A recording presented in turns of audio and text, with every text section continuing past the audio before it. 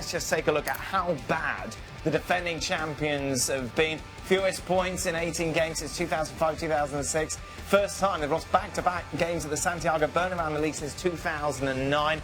Held scoreless in consecutive home games for the first time since 2007. They've dropped 22 points this season. Last year, when they won the league, they just dropped 21. It has been a massive fall from grace. And the front page of Marca says, inexplicable. Meanwhile, Mundo Deportivo, the Catalan newspaper, loving it, in crisis. Derrumbados, tumble. Tumble indeed.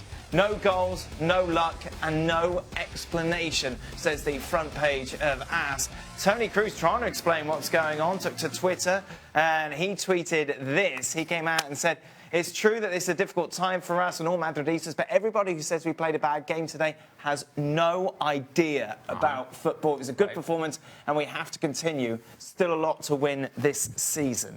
The problem is that it doesn't matter whether it was a good performance, a bad performance, an okay performance. It doesn't matter because you're 19 points behind Barcelona. So you cannot give yourself any sort of pat in the back. There is no moral victory. That doesn't exist for a club like Real Madrid. It doesn't exist for Toni Kroos. It doesn't exist for Zinedine Zidane. At home, against Villarreal, in a match that you have to win for many different reasons, if nothing else, because of the pressure on Zinedine Zidane. You played well in the first half, and then there are opportunities to score. You have to score. And Stevie's right. You're Cristiano Ronaldo. In a moment of crisis for Real Madrid, you have to be the guy that puts the team on the shoulders and scores the opportunities that are there to be scored. You don't, then you open yourself up for trouble. And oh, by the way, it is, if you say, okay, fine, we played well, the ball didn't want to go in, okay, then you end up 0-0. It's still a struggle, but you end up 0-0 at the worst. The goal by Villarreal comes from a Real Madrid corner kick. Straight from a corner kick, counter-attack, 2 passes is a goal. That is unacceptable. I don't care what team you are. The mistakes being made by Real Madrid are the sort of mistakes that is a bottom of the league sort of team. That's the way they're playing. And at their talent level, that's unacceptable. We were talking about this game before, Steve, and I said, oh, no, Real Madrid looked better in the first half. And you gave me one of those, you don't know what you're talking about, Dan looks. Well, for me, the only real chance where you can turn around and say that should have been a goal was Ronaldo one-on-one with the keeper. The other ones are, we're showing 35-yard shots. We're showing a free kick that deflected. We're calling about a penalty that Isco was offside. Okay, I said the Bale header should have been a penalty. So you go into half-time, 0-0. You've still got another 45 minutes to show what you're capable of. Nothing. That was the weird thing. Well, what happened in the second half? Because it just felt like the momentum had completely been taken out of the game. Well, you can sense that this is a team with a whole lot of doubt. And so when things are going well and you're feeling good about yourself and you're creating opportunities, you're like, okay, all right, we're doing okay. We're doing fine. And then all of a sudden it's still 0-0. And then all the things that you haven't been able to do throughout the course of the season start piling up again. And so you saw a nervous Real Madrid in the second half, fragile Real Madrid, and doubt all over the place. And the same expression by Cristiano Ronaldo time and time again, every time that the ball goes out of bounds.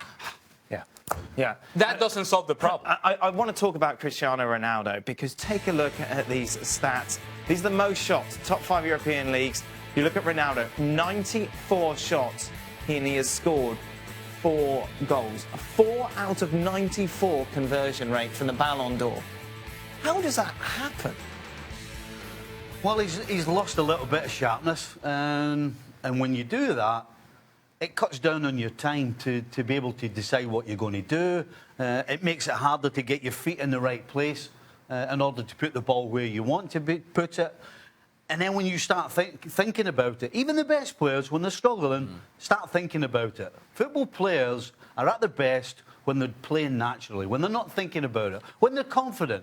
This guy, along with the rest of his teammates, by the way, are absolutely lacking in any sort of confidence whatsoever. Bale hauled off in the second half. We'd never see that for Ronaldo, obviously, because it's Ronaldo and the repercussions would be deep in the locker room. Should he be drawn? Are we getting to that stage? It's getting to the point to where what is he doing for you on the field? Right now, you ask the question, is he helping us?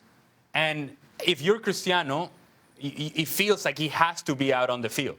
He has to be the guy. He has to be the leader. He has to be the one that puts the team on the shoulders. And it's not happening. There's a real lack of leadership in this team on the field and off the field. Quickly, Stevie, would you drop him? I wouldn't drop him because I've got nothing else to replace him with that's any good.